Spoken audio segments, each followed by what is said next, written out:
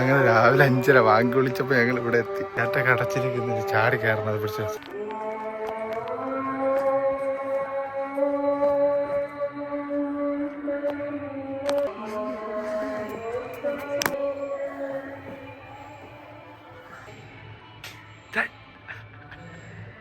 Light വേണ്ട, of അവരിടൂല്ല, അവ തുറക്കുമ്പോ കാണുക.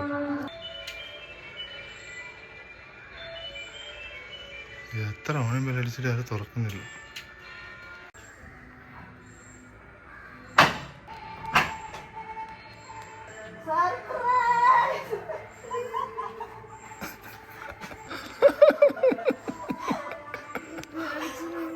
എന്തിന്